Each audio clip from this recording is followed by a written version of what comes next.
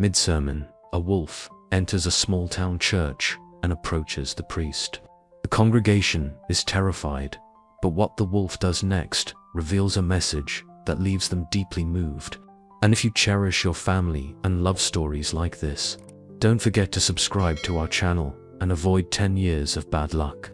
The morning sun filtered through the stained glass windows of Cedarville's only church, casting colored patterns across worn wooden pews. The small building, though modest, held nearly the entire town's population of 300 people every Sunday. This particular morning in late October brought a chill that made the congregants huddle closer together, their breath visible in the barely heated space. Father Bill Matthews stood at the pulpit, his gray hair neatly combed and his clerical collar slightly askew. At 58, he carried himself with the practiced ease of someone who had delivered countless sermons. Yet there was nothing routine about his demeanor today. His eyes, deep-set and kind, scanned the familiar faces before him as he spoke about compassion in times of hardship. "In these difficult times," he said, his voice carrying to the back of the church, "we must remember that strength lies not in what we can do alone, but in how we support each other." His words resonated through the quiet space, interrupted only by the occasional cough or shuffle of feet. In the third row, Mary Henderson sat alone, her black dress marking her as clearly as the grief that lined her young face. At 26, she had recently buried her mother after a long battle with cancer. The empty space beside her seemed to echo the void in her life. Her fingers twisted the simple gold ring her mother had given her, a nervous habit she'd developed over the past few weeks. Several rows behind Mary, Samuel Crawford occupied his usual spot near the back. The elderly farmer's weathered hands rested on his cane, his arthritic fingers betraying the years of hard work in Cedarville's fields. His farm was struggling, like many others in the area, but he had never missed a Sunday service or failed to drop a few dollars in the collection plate, even when he could barely afford it. Father Bill continued his sermon, touching on the importance of community support. "When we reach out to others, we often find that our own burdens become lighter," he said, making eye contact with Mary, who quickly looked down at her hands. Samuel nodded in agreement, remembering how the town had rallied around him when his wife passed away 5 years ago.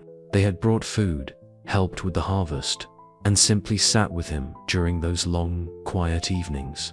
That was the Cedarville he knew and loved, a place where people still cared for their neighbors.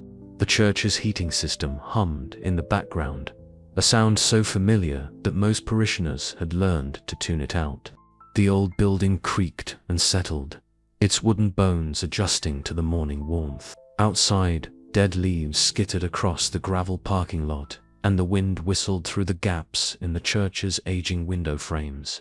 Just as Father Bill was building to the heart of his message about solidarity in difficult times, an unusual sound cut through the peaceful atmosphere. At first, it was just a scraping noise against the heavy wooden doors at the back of the church. A few heads turned, probably assuming it was a late arrival or perhaps a branch blown by the wind. The noise grew louder, more insistent. The scratching became a thumping, and then, suddenly, a loud crash echoed through the sanctuary. The heavy doors burst open, letting in a blast of cold autumn air that made the candles on the altar flicker wildly. There, silhouetted in the doorway, stood a large gray wolf. Its fur was matted with mud and what appeared to be blood, its yellow eyes wild with pain or fear, or both. The animal's massive form filled the doorframe, its breath coming in visible pants in the cold air. The reaction was immediate but varied. Several people screamed, while others sat frozen in shock. Samuel gripped his cane tighter, preparing to defend those around him if necessary. Mary's hands flew to her mouth, stifling a gasp. Father Bill stood perfectly still at the pulpit, his sermon forgotten as he stared at the unexpected intruder. The wolf took one limping step forward, then another. Blood dripped from its right front paw, leaving dark spots on the worn carpet of the center aisle. The morning sun caught its fur, revealing a silver-grey coat that might have been magnificent if not for its current bedraggled state.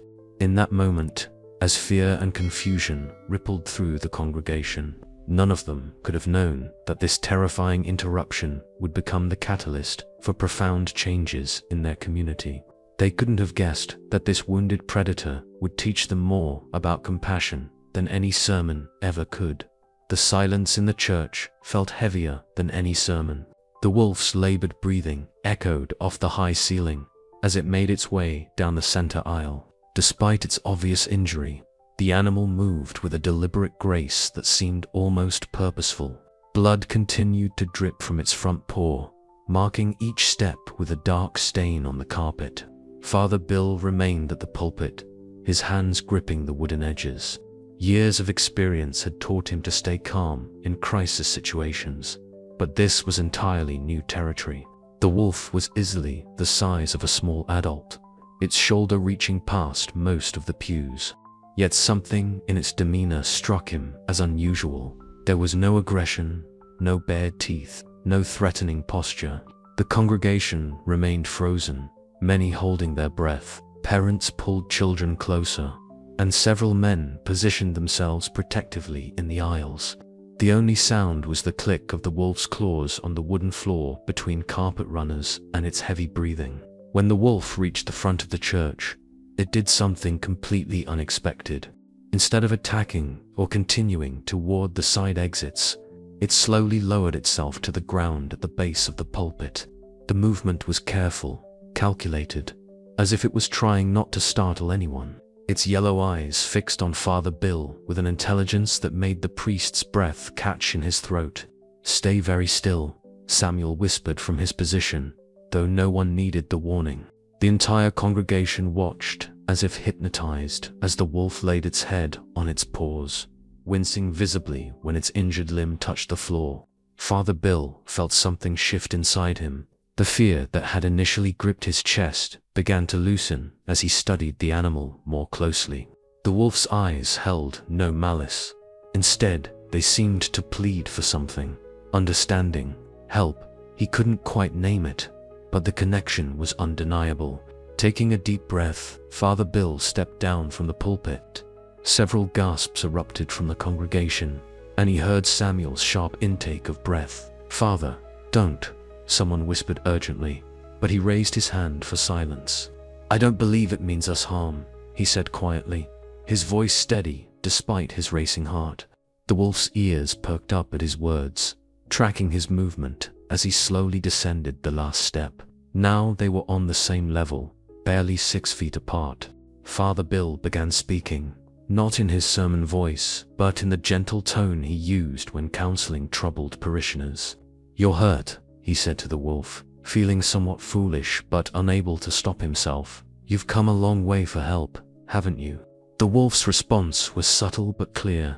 It lifted its injured paw slightly, as if acknowledging the priest's words. A low whimper escaped its throat, the first vocal sound it had made since entering the church. In that moment, Father Bill made a decision that would change everything.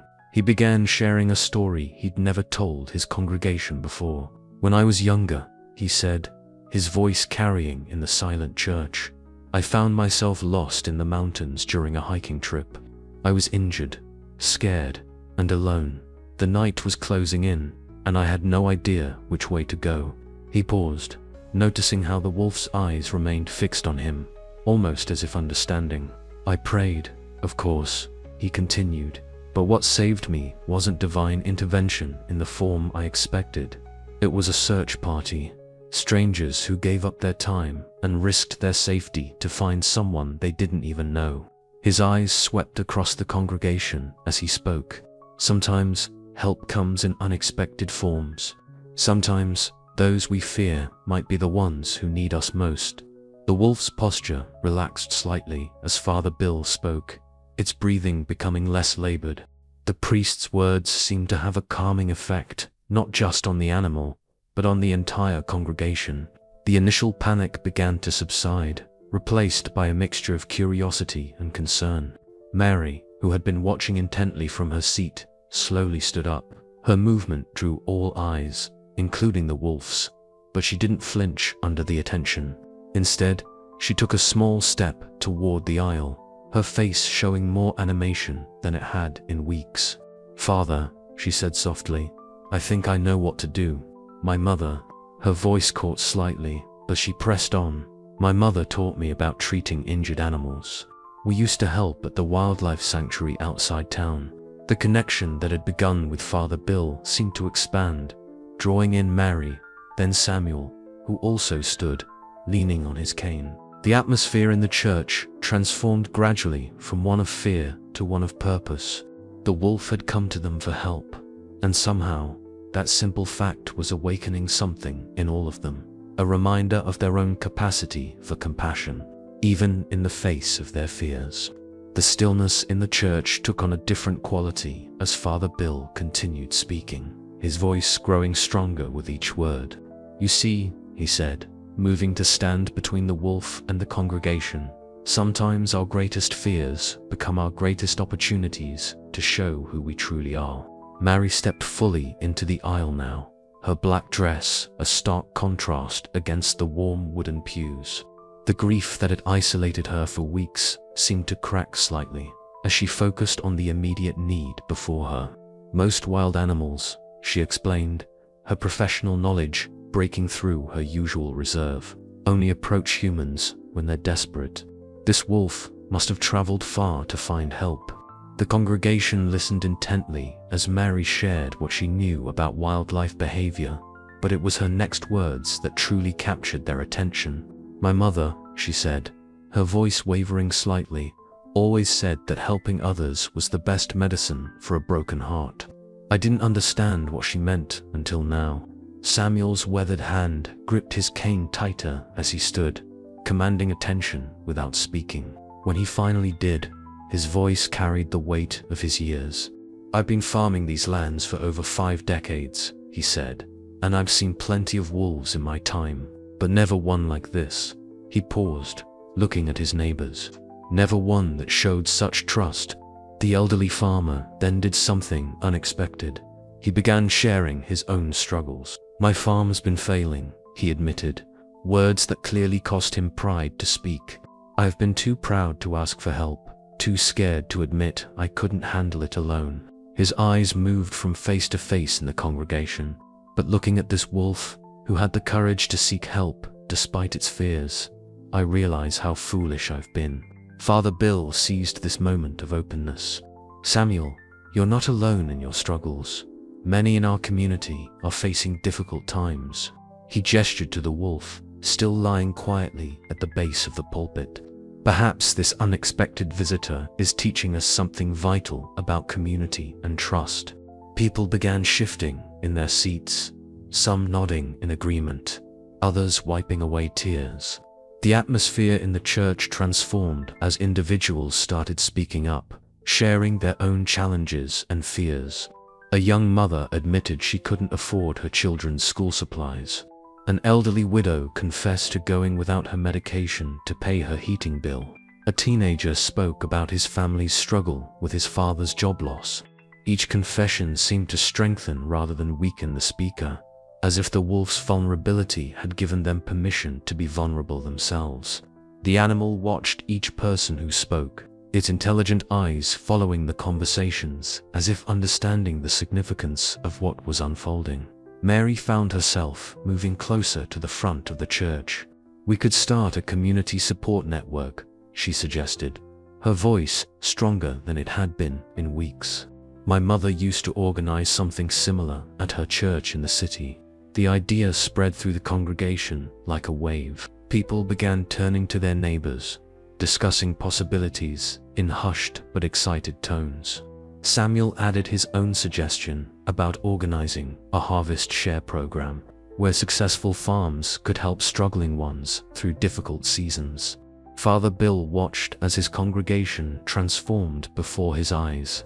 The sermon he had planned about compassion was nothing compared to the real-time lesson unfolding in his church.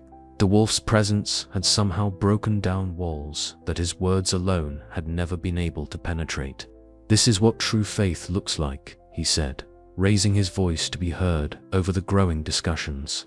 Not just believing in something greater than ourselves, but acting on that belief, helping others even when we're afraid, trusting even when trust seems foolish. The wolf lifted its head slightly at his words, its eyes meeting the priest's. In that moment, Father Bill felt something peculiar, a connection that went beyond simple empathy for an injured animal. There was something in those yellow eyes that seemed almost human in its understanding. The initial panic of the wolf's entrance had completely dissipated, replaced by a sense of purpose and community that many hadn't felt in years. Plans were being made, committees forming spontaneously, and people who had barely spoken to each other in months were now deep in conversation about how they could help their neighbors.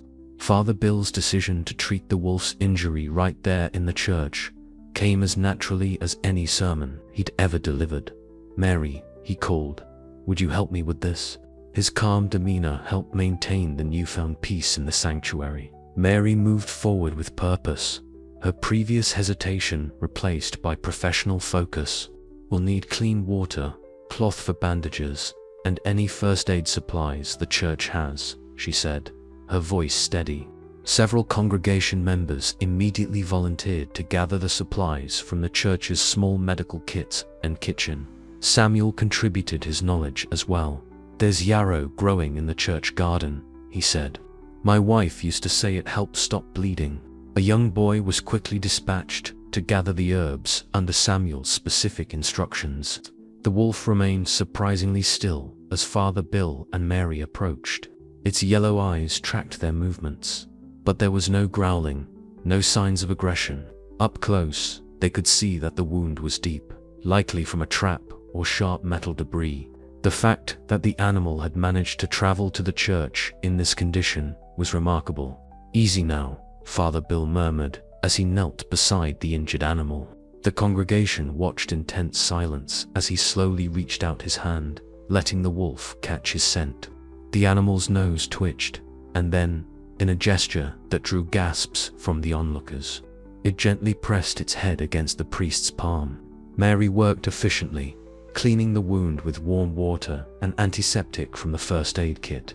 The wolf flinched, but remained cooperative, as if it understood they were trying to help. "The cut isn't as bad as it looks," she reported, her training from the wildlife sanctuary evident in her methodical approach. "But it needs to be cleaned and bandaged to prevent infection." While they worked, Father Bill continued speaking to the congregation, his voice taking on the tone of a normal conversation rather than a sermon. "You know, in many cultures, wolves are seen as teachers," he said, carefully holding the animal still while Mary applied the yarrow. "They're known for their strong family bonds and community structure. Each member of the pack has a role to play in supporting the others." The parallel to their own situation wasn't lost on anyone. As they watched the treatment unfold, people began organizing themselves. Someone started a list of community needs and resources. Others formed committees to address specific issues: food security, home repairs, medical assistance. The church, that had moments ago been frozen in fear, was now buzzing with purposeful activity. Samuel stepped forward with a piece of clean cloth torn from his own handkerchief. "Here," he said, offering it to Mary for bandaging. "It's not much, but it's clean." The gesture, small as it was, seemed to represent everything they were discussing, using what they had to help others in need. As Mary wrapped the wolf's paw, she spoke softly about her mother's work at the wildlife sanctuary. She always said that helping animals helped her as much as it helped them. She said, her voice thick with emotion but her hands steady, "I never really understood until now." The wolf remained remarkably calm throughout the procedure, its eyes moving between the faces of those helping it. There was an intelligence in its gaze that continued to strike everyone as unusual, but in the midst of everything else happening, it no longer seemed the most remarkable thing about the situation. Father Bill noticed how the animal's presence had transformed his congregation. People who normally rushed home after services were now deeply engaged in planning community initiatives. Those who usually sat alone had joined groups discussing various ways to help their neighbors. The wolf's vulnerability had somehow made it safe for everyone else to be vulnerable too. The bandaging complete, Mary sat back on her heels, studying their work. The white bandage stood out starkly against the wolf's grey fur, but the bleeding had stopped, and the animal seemed more comfortable. It tested its weight gently on the injured paw, and while it still favored it, the pain seemed less severe. This successful treatment of the wolf became more than just helping an injured animal. It became a symbol of what they could accomplish together. If they could help this wild creature that had sought them out in its time of need, what else might they be capable of? After the service ended, no one rushed to leave as they typically did. Instead, the congregation naturally broke into smaller groups, spreading throughout the church's main hall and adjacent meeting rooms. The energy was different, purposeful, focused, alive with possibility. In the church basement, Mary found herself at the center of a group planning visits to homebound community members.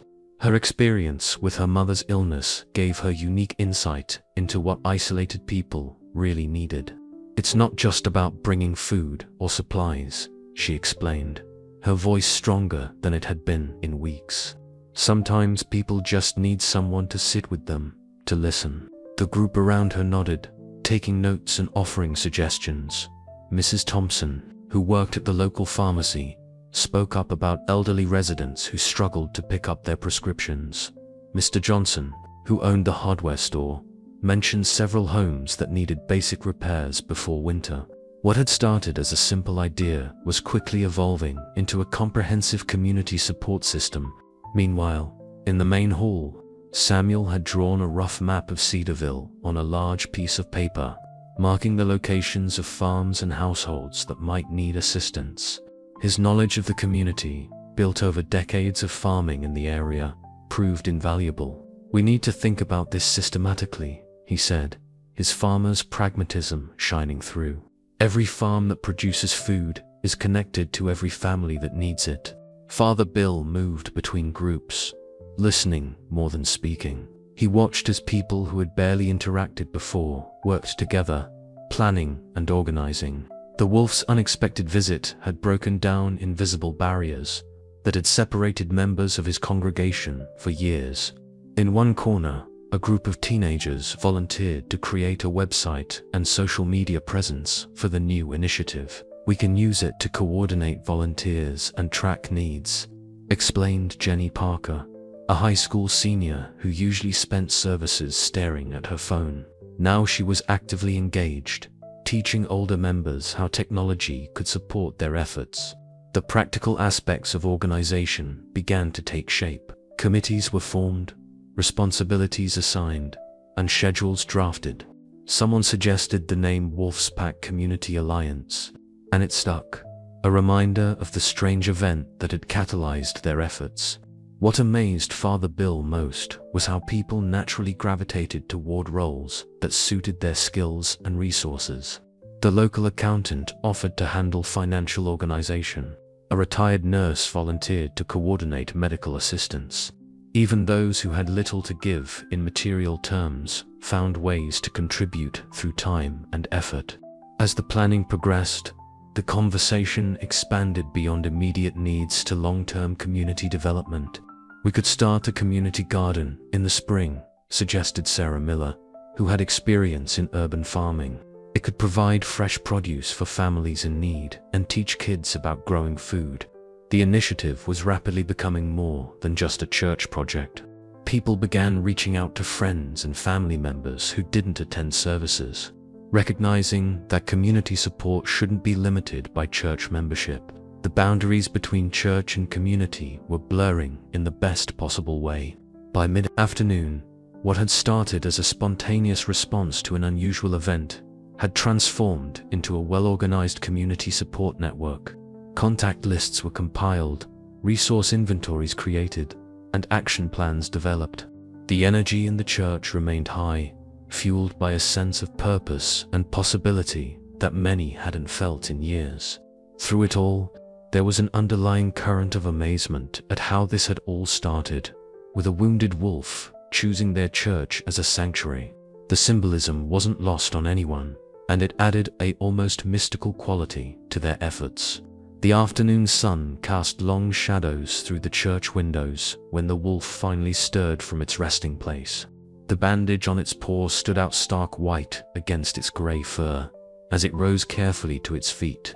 The entire congregation, still busy with their planning, fell silent at the movement. Father Bill paused in his conversation with the outreach committee, watching as the animal tested its weight on the injured paw. The wolf's movement was still cautious, but notably improved. The bleeding had stopped, and though the injury would take time to heal completely, the immediate crisis had passed.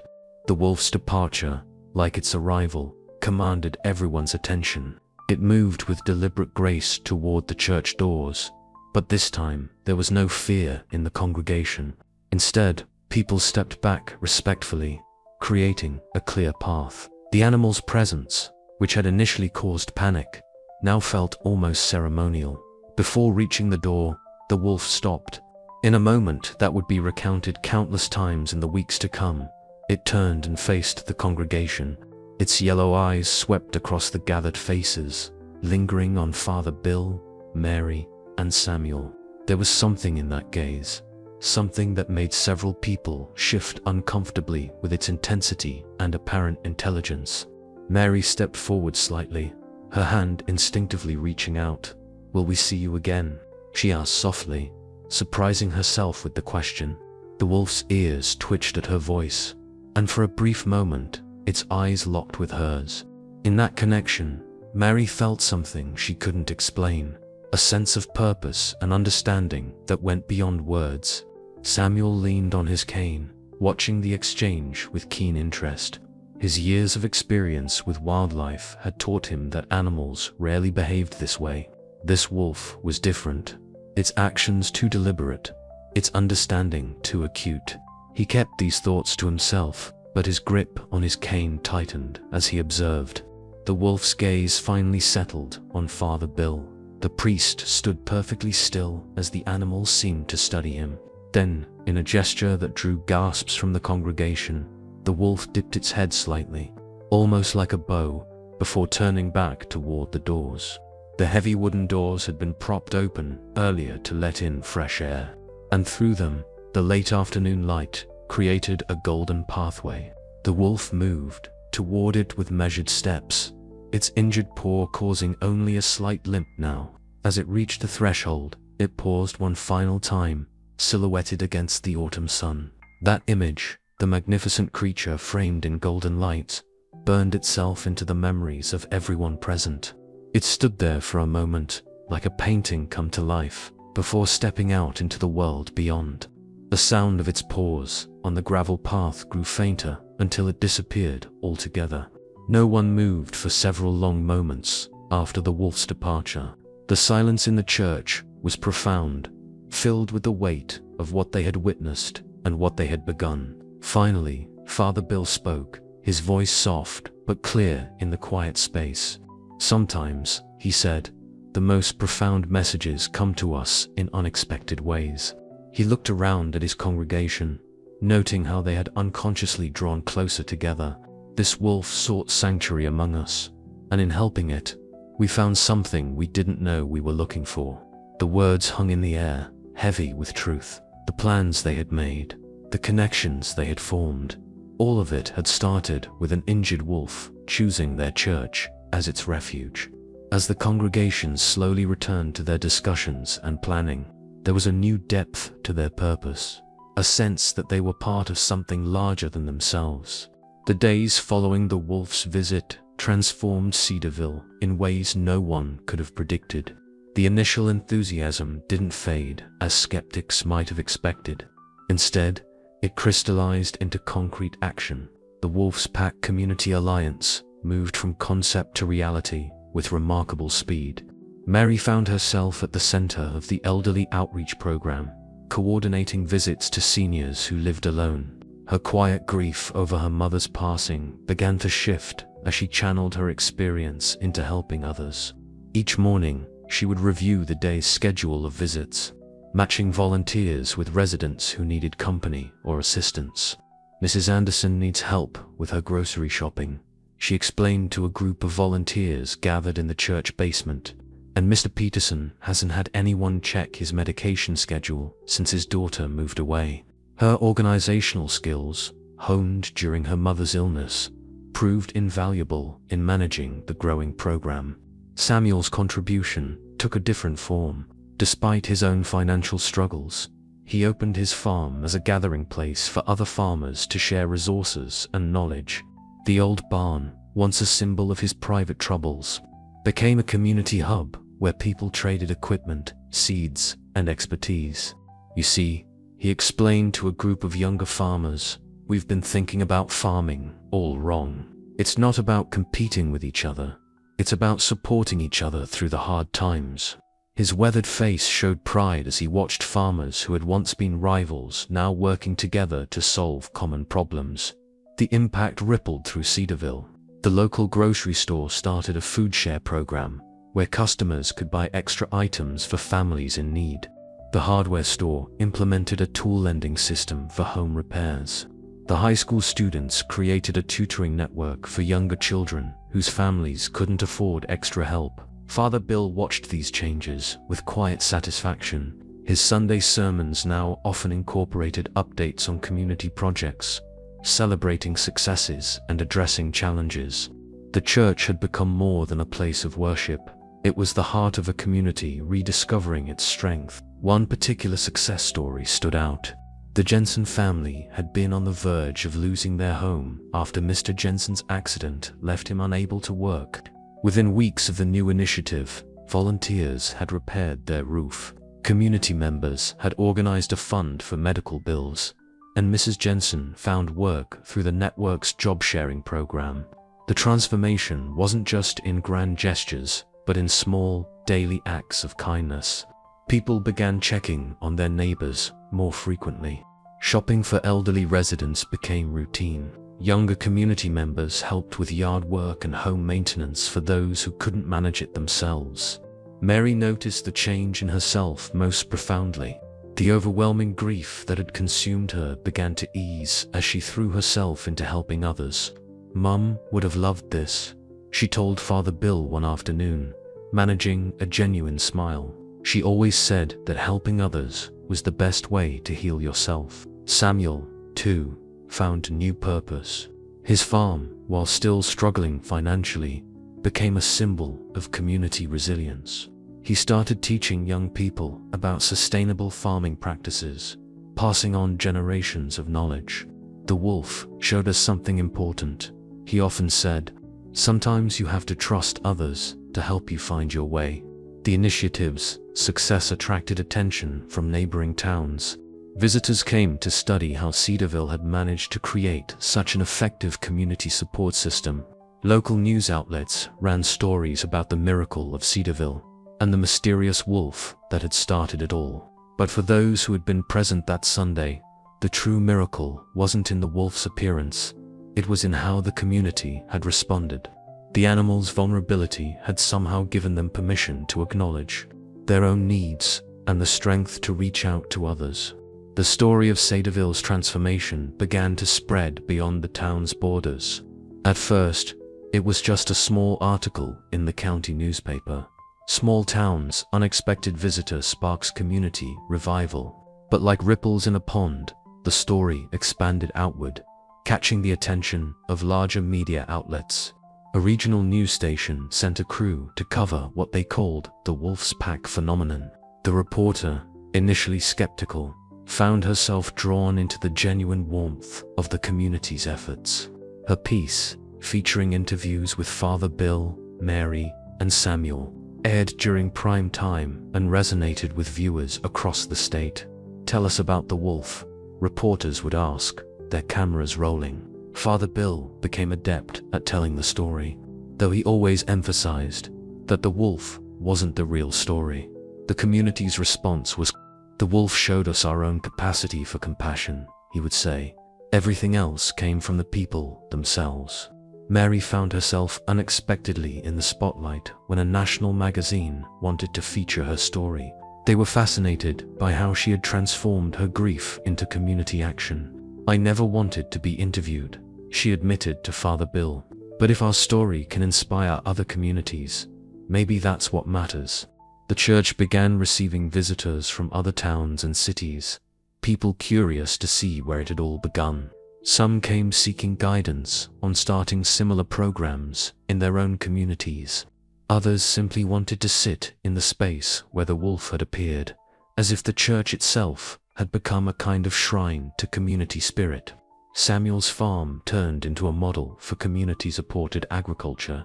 Agricultural colleges sent students to study how the farmers of Cedarville had created their resource-sharing network. The elderly farmer found himself teaching not just about farming techniques, but about the importance of community in sustainable agriculture. Tourist numbers grew steadily. The local diner added Wolfpack Special to its menu. The gift shop started selling wolf-themed merchandise, with proceeds going to the community fund. Even the town's welcome sign was updated to read "Welcome to Cedarville, where community spirits run wild." The attention brought opportunities. Grant organizations, impressed by the grassroots initiative, offered funding to expand the programs. Corporate sponsors reached out, wanting to support the community's efforts. Father Bill and the committee carefully evaluated each offer, determined to maintain the authentic spirit of their movement. Local businesses flourished with the increased visitor traffic. The bed and breakfast, which had been struggling, now had regular bookings from people wanting to experience the Wolfstown. The hardware store expanded its community tool lending program into a model that other towns wanted to replicate. Mary began receiving invitations to speak at community organizations across the state. Her talks about grief, healing, and community service resonated deeply with audiences. "My mother always said that every experience, even the painful ones, prepares us to help others," she would tell them. "I never understood that until now." The media attention reached its peak when a documentary crew arrived to film the wolf's message, a feature-length exploration of how one unexpected event had transformed a struggling town into a model of community cooperation. They spent weeks filming daily life in Cedarville, capturing the small moments of connection that had become routine. Yet amidst all the attention, something interesting happened. Instead of becoming proud or complacent, the people of Cedarville seemed to grow more humble and determined. They understood that their story's power lay not in its publicity, but in its authenticity. Father Bill made sure to remind his congregation regularly that their work wasn't about gaining fame. "The wolf didn't come to us seeking attention," he would say. "It came seeking help. That's the example we need to follow." The autumn morning, when the wolf returned, started like any other. The church was hosting a community breakfast, with tables set up in the main hall and the smell of coffee and pancakes filling the air. Mary was organizing the day's outreach activities, while Samuel discussed the upcoming harvest festival with a group of farmers. The wolf's appearance was as dramatic as its first visit, but markedly different. This time, when the doors swung open, the animal that entered was strong and healthy. Its coat gleamed silver-gray in the morning light, the previous matted fur and injuries completely healed. The white bandage that had marked its first visit was long gone, leaving no visible scar. The reaction from the congregation was nothing like the panic of the first encounter. Instead, a hushed silence fell over the room as people recognized their unexpected visitor. Children who had only heard the story pointed and whispered excitedly. Newcomers to the town stood in awe, finally seeing the subject of so many local tales. Father Bill, who had been serving coffee, set down his pot and stepped forward. The wolf met his gaze with those same intelligent yellow eyes, and for a moment, priest and animal regarded each other in silent recognition. The wolf's tail wagged slightly, a gesture so domestic it seemed out of place on such a wild creature. "Welcome back," Father Bill said softly, and the wolf's ears perked forward at his voice. The animal moved through the crowd with easy confidence, people stepping aside, not from fear but respect. It made its way to the front of the church, to the exact spot where it had lain injured weeks before. Mary approached slowly, tears in her eyes. "You came back," she whispered. The wolf turned to her, and she could have sworn she saw recognition in its gaze. It stepped toward her and, in an extraordinary moment, gently pressed its head against her hand, just as it had done with Father Bill during its first visit. Samuel watched from his seat, his farmer's pragmatism warring with what he was witnessing. The wolf's behavior was beyond unusual. It was unprecedented. Wild animals didn't act this way, didn't return to thank their helpers, didn't show such clear understanding of human interactions. The wolf's presence became a celebration. People shared stories of how their lives had changed since its first visit. The Jensen family spoke about how the community had saved their home.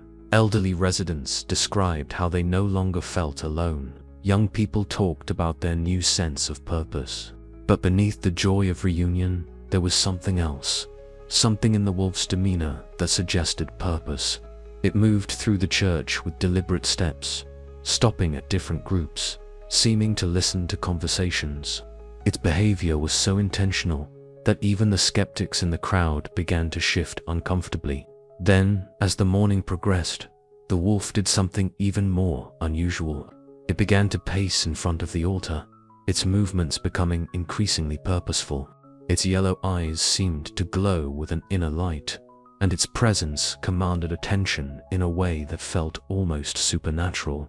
Several people noticed that the wolf appeared to be waiting for something. It would look at the windows, then at the gathering crowd, as if expecting or preparing for an event. The animal's behavior created an atmosphere of anticipation, though no one could say exactly what they were anticipating. Father Bill observed all of this with growing awareness that something profound was about to happen. His years of religious service had taught him to recognize moments of spiritual significance, and everything about this situation suggested they were on the cusp of something extraordinary. As the day progressed, toward evening, more people arrived at the church, drawn by word of the wolf's return. The animal remained, its behavior becoming increasingly mysterious. It would stare at individuals for long periods, as if communicating something beyond words. The air in the church grew thick with expectation. The transformation began as the last rays of sunlight filtered through the church windows, and the full moon rose in the darkening sky. The wolf stood in the center aisle, bathed in both moonlight and the warm glow of the church's interior lights. A strange energy seemed to pulse through the air, making the hair on everyone's arms stand on end. Without warning, the wolf threw back its head and released a haunting howl that resonated through the church's rafters. The sound was unlike anything anyone had ever heard. Not quite wolf, not quite human. The stained glass windows vibrated with the sound's intensity, and the electric lights flickered uncertainly. What happened next defied explanation. The wolf's form began to shimmer, like heat waves rising from summer pavement. Its outline became fluid, shifting and changing before their eyes. The transformation was both beautiful and unsettling. The gray fur seemed to melt away, the powerful limbs elongated, and the wolf's form gradually became more human. Where the wolf had stood moments before, there now stood a tall, dignified man with silver-streaked hair and piercing yellow eyes. The same eyes that had watched them all those weeks ago. He wore simple clothing that seemed to be made of shadows and moonlight, and his presence carried the same wild dignity that the wolf had possessed. The silence in the church was absolute. Father Bill stepped forward, his hands slightly raised. Whether in welcome or defense, he wasn't sure. "Who are you?" he asked, his voice steady despite the extraordinary situation. The man's voice, when he spoke, carried echoes of a wolf's howl. "I am a guardian," he said, his words reaching every corner of the church. "One of many who watch over the boundaries between the natural world and human communities. We appear when we're needed, in forms that will teach the lessons that must be learned." Mary moved closer, recognition dawning in her eyes. "You chose to come to us, injured deliberately." The guardian nodded, his yellow eyes softening as they met hers. Your community was wounded, he explained, not in body, but in spirit. You had forgotten how to care for each other, how to trust, how to reach out when you needed help. Sometimes, the only way to teach compassion is to need it yourself. Samuel gripped his cane tightly, years of practical farming experience warring with what he was witnessing. But why us? Why our church? The Guardian smiled, our expression that somehow combined human warmth with lupin wildness. Because you were ready. Because beneath your isolation and fear, the capacity for connection remained strong. You just needed something to awaken it. He turned to address the entire congregation. What you've built here, your Wolf's Pack, is exactly what I hoped would emerge. But it wasn't my doing. I simply showed you what was already in your hearts. The Guardian then revealed that the pain he had carried as a wolf was real. It was the accumulated pain of their community, made visible in a form they couldn't ignore. Every time you helped me, he said, you were actually helping yourselves. Looking directly at Father Bill, he continued, your sermons spoke of compassion, but my injury made you live it. Your community talked about helping others, but my need made you act.